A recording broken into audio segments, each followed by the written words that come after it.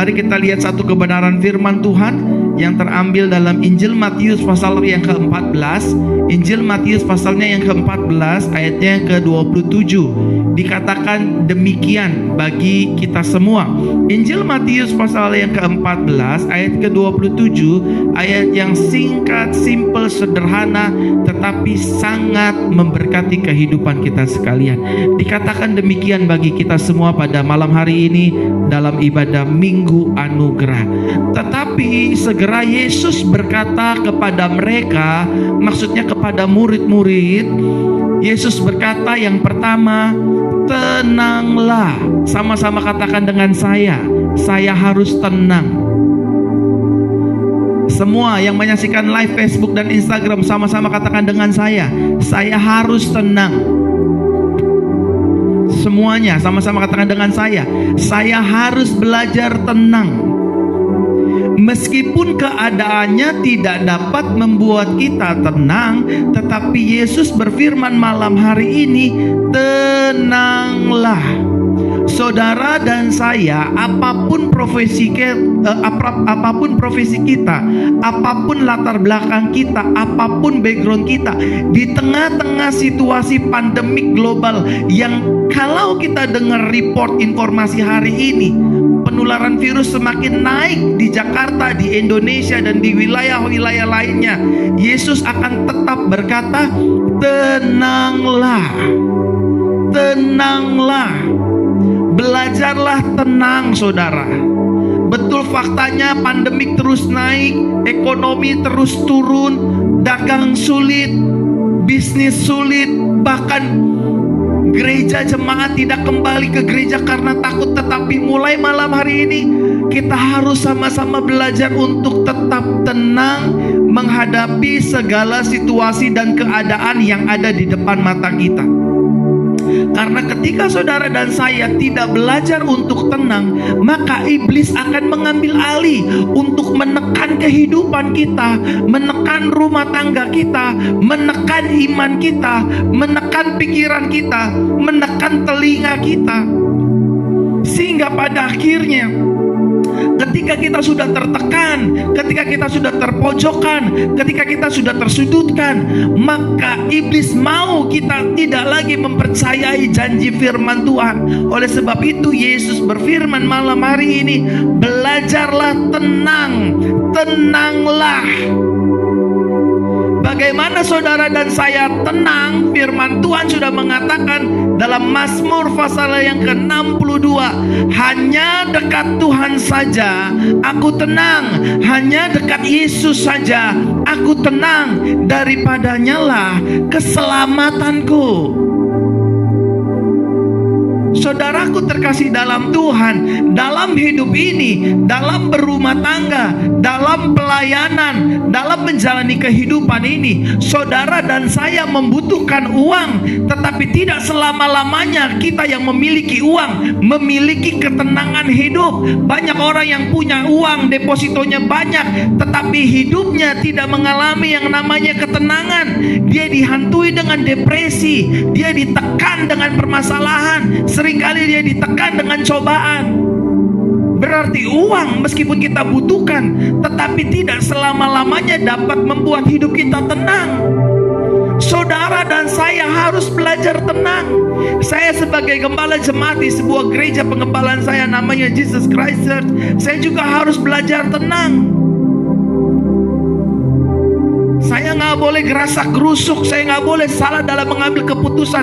Dalam berumah tangga, saya sebagai kepala rumah tangga, saya juga harus belajar tenang. Setiap hari kita membutuhkan uang untuk kita keluarkan, untuk kita belanja harian, belanja mingguan, belanja bulanan. Tetapi hari-hari ini sulit mencari uang. Namun Yesus tetap berkata kepada saudara dan saya, tenanglah. Kalau saudara menyaksikan video ini, ada suami saudara di sebelah saudara, atau ada istri saudara di sebelah saudara, atau ada orang tua saudara di sebelah saudara, sama-sama katakan dengan saya, "Ma, belajar tenang, Ma." "Pah, belajar tenang, Pah." Ayo bilang sama sebelahnya, "Saya harus belajar tenang." Amin, saudara.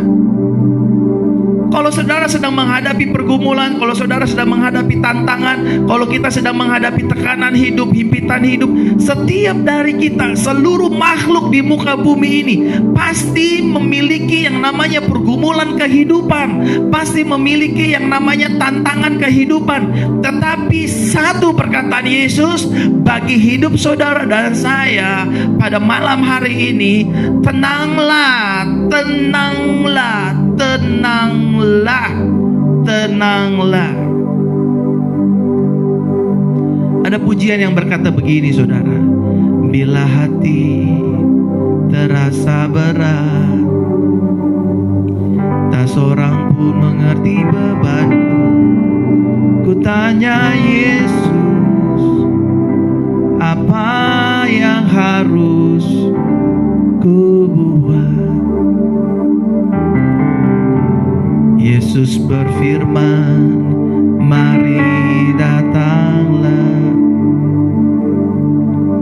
Dia selalu pedulikan aku. Ku datang Yesus, Dia pikul segala bebanku. Kalau kita lagi menghadapi masalah, kalau kita sedang mengalami tekanan, setiap dari kita, khususnya suami-suami, Pak, kita ini suami yang harus bertanggung jawab untuk menafkahi istri, untuk menafkahi anak-anak. Saudara dan saya, bapak di rumah dan saya, kita sama-sama bapak-bapak, kita sama-sama suami. Kita harus mengasih uang belanja sama istri kita, betul gak Pak? Dari mana kita dapetinnya? Dagang lagi lesu, jualan lagi sepi, ekonomi lagi turun. Tetapi saya mau belajar. Saya berharap, saya menghimbau kepada suami-suami, kita semua mau belajar. Dengarkan perkataan Yesus. Kalau Yesus yang bilang, Yesus yang berfirman, tenanglah, maka saudara harus tenang. Saya harus tenang. Amin. Setiap dari kita pasti punya tagihan listrik, setiap dari kita pasti punya tagihan kehidupan. Tenanglah, belajarlah tenang, belajarlah tenang, dan kuasailah dirimu supaya kamu dapat berdoa. Itu kata firman Tuhan.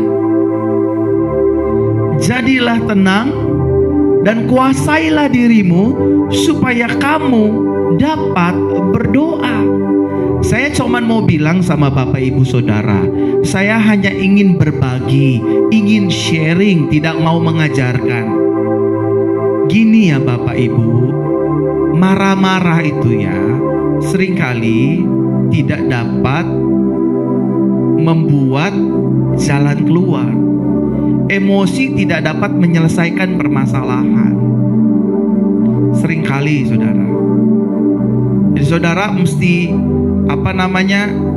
cooling down gitu, mesti tenang dulu, mesti mundur dulu.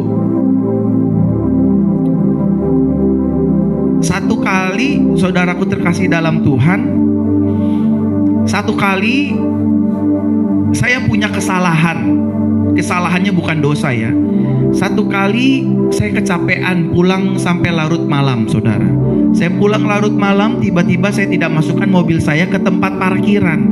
Saya parkir di luar tempat parkiran, jadi di luar area parkir. Nah, waktu saya parkir di luar area parkir, apa yang terjadi? Besok paginya, saudara, besok paginya mobil saya sudah tidak ada di tempat parkiran. Mobil saya ada di mana? Mobil saya ada di tempat penggerekan di daerah Irti, depan tempat Gubernur DKI di Monas sana. Mobil saya digerek sama mobil gerek, dan itu harus ditebus 500.000 per hari. Kalau telat nggak diambil sampai besok berarti 1 juta. Begitu kelipatannya terus. Istri saya udah kaget, istri saya udah mulai, ya ini gimana nih, kita lagi nggak punya uang nih, begini. Saya belajar tenang aja, saudara. Saya belajar tenang. Saya kan orangnya senang nyanyi, saudara. Saya orangnya senang nyanyi, saya orangnya senang nyembah. Saya cuman bilang sama Tuhan, waktu saya ngambil mobil saya harus nebus mobil saya. Saya cuman bilang gini sama Tuhan, ku di tangan-Mu, ku di hati-Mu, di pikiran-Mu, di rencana-Mu. Tak pernah ku sendiri. Sepanjang perjalanan saya ingin mengambil mobil saya yang digerek. Mobil saya digerek dan harus ditebus 500.000. Waktu itu saya bukannya nggak ada duit, tapi buat keperluan yang lain. Tapi secara cash 500.000 saya nggak ada. Tapi saya jalan aja naik Grab sama istri saya. Saya naik Grab car menuju tempat penebusan mobil. Saya sambil nyanyi lagu ini, pujian ini. Saya terus naikkan pujian ini sampai dekat mobil, sampai saya turun, saya ketemuin yang tukang tilangnya. Saya bilang, mana kartu saya mau tebus, tapi belum punya duit. Kaki saya melangkah aja, saya melangkah dulu ke ATM mobil tuh, ada ATM mobil, ATM BCA mobil. Saya berhenti di depan ATM mobil BCA, saya nyanyi yang bait yang kedua. Ku di tangan-Mu, ku di hati-Mu, di pikiran-Mu, di rencana-Mu, tak pernah ditinggalkan. Saudara tahu apa yang terjadi? Setelah saya naikkan pujian itu, tiba-tiba masuk WA. Lucunya tiba-tiba, kebetulan menurut saya manusia, tapi tidak menurut Tuhan. Karena saya tenang, Tuhan pakai cara yang ajaib. Tiba-tiba ada jemaat pergembalaan saya. Tiba-tiba nih, dia nggak tahu mobil saya digerek, dia nggak tahu. Tiba-tiba ada jemaat yang kirim, pletek, Pastor, saya sudah kirim perpuluhan ya ke rekening gereja. Saya juga sudah memberikan persembahan kasih buat Pastor Verona. Saudara, saya cuma butuh duit 500.000 untuk nebus mobil. Gara-gara kesalahan saya digerek. Tapi Tuhan kasih saya uang 2 juta. Saya masih cuan 2 juta. Masih cuan 1,5 juta. Saudara belajar tenang. Amin. Betul, seringkali kita bingung ngadepin masalah, tetapi belajarlah tenang. Tetapi segera Yesus berkata kepada mereka, tenanglah, aku ini, jangan takut. Yesus berkata malam hari ini hanya ada 2. Satu, tenang. Yang kedua, jangan takut.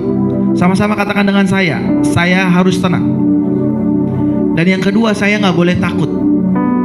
Setiap dari kita pasti punya namanya ketakutan. Saya juga punya ketakutan. Itu manusiawi. Tetapi yang Tuhan Yesus mau, yang Tuhan Yesus kehendaki, hidup saudara dan saya, pikiran saudara dan saya, perasaan saudara dan saya, iman saudara dan saya tidak dibelenggu, tidak dipenjara dengan rasa ketakutan. Karena ketika iman kita, pikiran kita, telinga kita, perasaan kita sudah dipenjara dengan yang namanya ketakutan, maka kita sudah mulai tidak percaya lagi akan Tuhan. Maka kita akan diminta, didorong oleh iblis untuk mengambil keputusan-keputusan bodoh, keputusan-keputusan yang di luar kebenaran firman. Makanya Bapak Ibu Saudaraku terkasih dalam Tuhan, ketakutan itu bukan ciri atau gaya hidup dari orang percaya. Namanya juga orang percaya, 100% percaya, believers, orang percaya.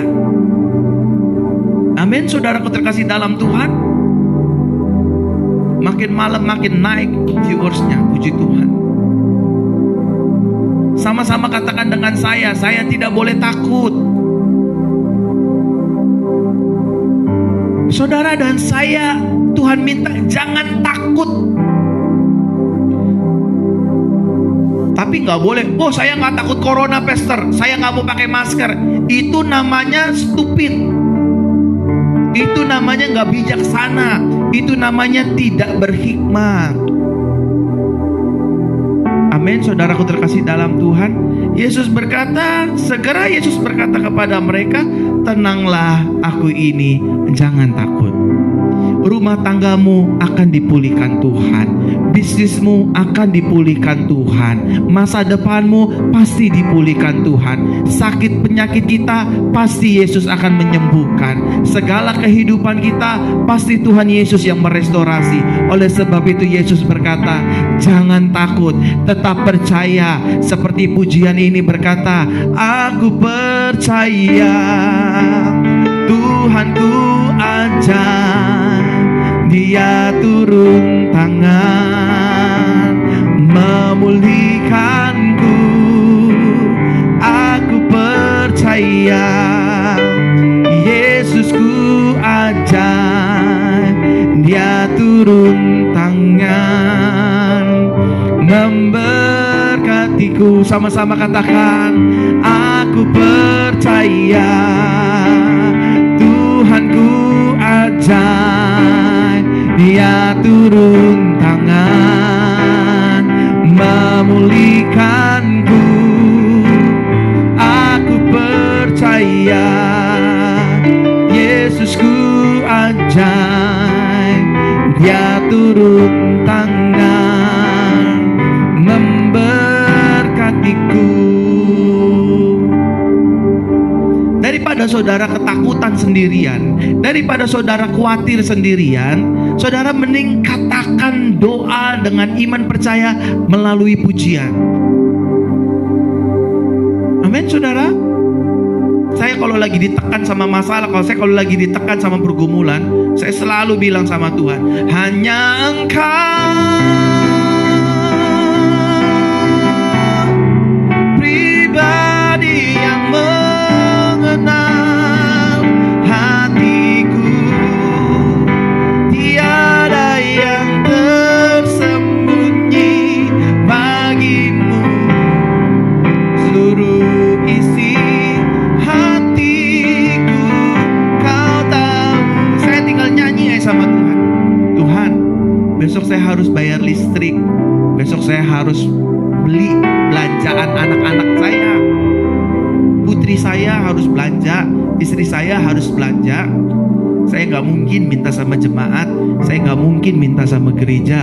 Satu hal yang mungkin, tempat yang mungkin untuk saya minta-minta adalah Yesus Kristus. Amin, saudara. Jadi saudara harus tenang, saudara harus belajar percaya sama Yesus. Jangan takut, don't be afraid.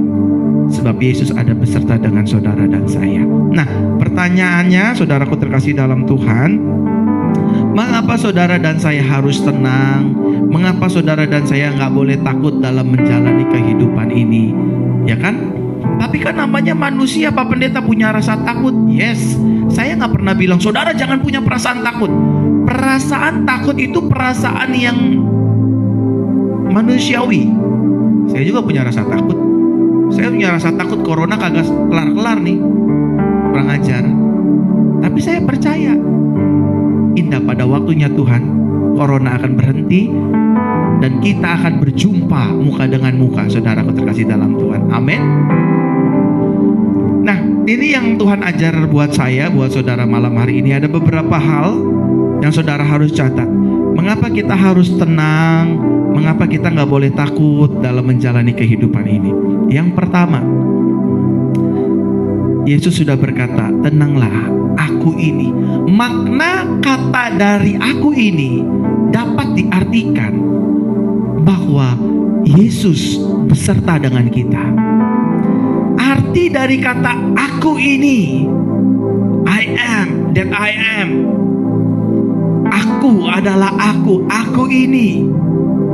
Dapat diartikan Kamu gak usah takut.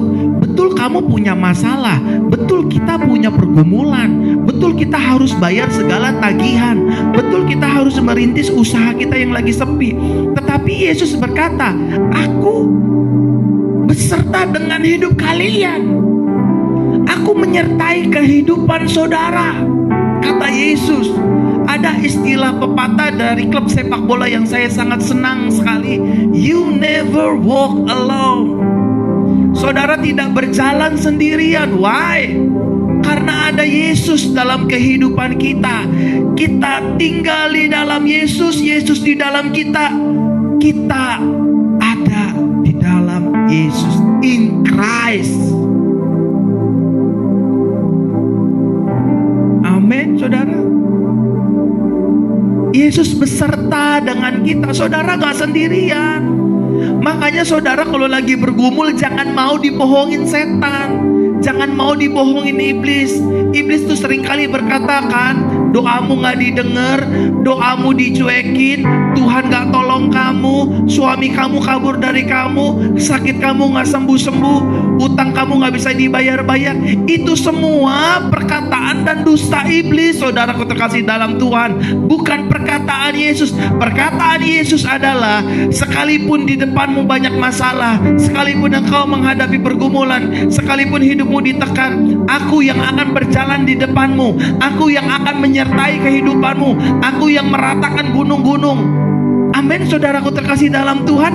Yesus menyertai kehidupan saudara dan saya setiap hari. Dia sertai kehidupan kita. Kemanapun saudara melangkah, kemanapun saudara pergi, Yesus ada beserta dengan kita. Amin, saudaraku terkasih dalam Tuhan. Luar biasa sekali Yesus Tuhan kita. Sama-sama katakan dengan saya, Yesus menyertai hidup saya. Virus corona boleh ada di mana-mana saudara. Terserah dah, gak jelas tuh informasinya. Entar dibilang menular lewat airborne, menular lewat ini, menular lewat ini, menular lewat itu. Tetapi ketahuilah, apapun bentuk penularannya, selama saudara dan saya tidak ceroboh, tidak gegabah, tidak nekat, dengan bijaksana, dengan penuh hikmat, maka hidup saudara dan saya selalu senantiasa disertai oleh Tuhan Yesus. Amin, saudara. Saudara dan saya hidupnya disertai Tuhan Yesus. Itu yang pertama. Yang kedua, saudaraku terkasih dalam Tuhan, kita bisa memaknai arti kata dari aku ini. Jangan takut. Apa arti dari kata aku ini? Yesus menunjukkan dirinya di tengah-tengah angin sakal yang dialami oleh murid-murid di atas perahu. Murid-murid ketakutan, tetapi Yesus bilang, tenanglah, jangan takut, aku ini. Yang pertama, karena aku yang menyertai kamu. Murid-murid pergi dahulu, mendahului Yesus, tetapi Yesus tidak meninggalkan murid-murid. Yesus menyusul murid-murid untuk menenangkan angin sakal tersebut. Yang kedua, kita bisa memaknai arti dari kata aku ini dengan artian Yesus yang menjaga dan melindungi kehidupan kita. Arti dari kata aku ini adalah bahwa Yesus menjaga dan melindungi kehidupan kita. Amin, saudaraku terkasih dalam Tuhan. Yesus menjaga kita. Sama-sama katakan dengan saya, Yesus menjaga hidup saya. Yesus menjaga rumah tangga kita. Yesus menjaga bisnis kita. Yesus menjaga pelayanan kita. Yesus menjaga usaha kita. Bahkan Yesus menjaga seluruh kehidupan kita. Yang setuju katakan amin, saudaraku terkasih dalam Tuhan. Yesus menjaga kehidupan kita hari lepas hari. Dia proteksi kita. Saya berdoa, saya selalu berdoa, bukan hanya untuk keluarga saya, bukan hanya untuk keluarga besar penggembalaan gereja JCC, tapi saya berdoa untuk seluruh teman-teman Facebook dan Instagram. Yesus Tuhan menjagai kita dari penularan COVID-19. Yang setuju katakan amin. Amin. Yesus menjaga kita, menundungi kita dengan kuasa-Nya. Saudara, satu kali iblis datang kepada Tuhan dan berkata,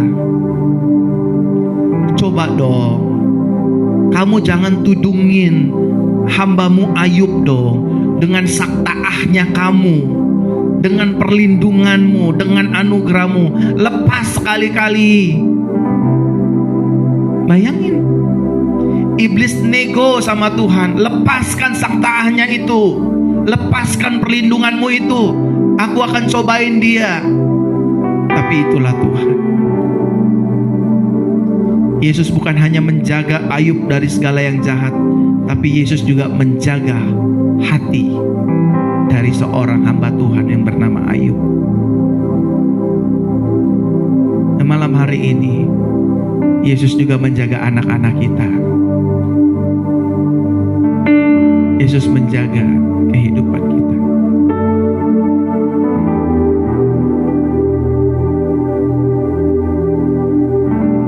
Darah Yesus melindungi kita. Darah Yesus memulihkan kita. Lagi pula dalam hidup ini ada Roh Kudus yang membimbing hidup kita. Saudara, itu yang kedua. Dan yang ketiga, mengapa kita harus tenang dan jangan takut dalam menghadapi kehidupan ini? Kita juga bisa mengartikan arti dari kata "aku" ini. Yang ketiga, karena Yesus bertanggung jawab atas hidup kita. Sama-sama katakan dengan saya, Yesus bertanggung jawab. Yesus bertanggung jawab atas kehidupan kita. Yesus bertanggung jawab atas penggembalaan kita. Yesus bertanggung jawab atas istri dan anak-anak kita, atas suami kita, atas seluruh kehidupan kita. Tuhan Yesus bertanggung jawab atas kehidupan kita. Saudara, makanya saya apa ya? Jangan tinggalkan Yesus, saudara. Apapun yang terjadi, Yesus itu Tuhan, saudara. Yesus itu Tuhan, meskipun manusia di luar sana berkata dia bukan Tuhan, I don't care. Jesus is still dia tetap Tuhan buat kehidupan kita. Amin, saudaraku terkasih dalam Tuhan. Yesus akan bertanggung jawab atas uang belanja mingguan kita. Yesus akan bertanggung jawab atas uang belanja bulanan kita, iuran mobil kita, iuran motor kita. Tuhan akan bertanggung jawab. Selama kita dekat dengan Tuhan, selama kita melekat dengan Tuhan, Yesus yang akan pelihara kita. Yesus yang akan bertanggung jawab atas kehidupan kita. Susu anak-anak kita akan dipelihara oleh Tuhan. Kebutuhan istri kita akan dipelihara oleh Tuhan.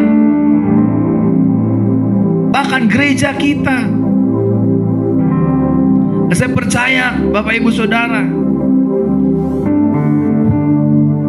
Tuhan juga memberkati gereja pengembalaan saudara dan saya.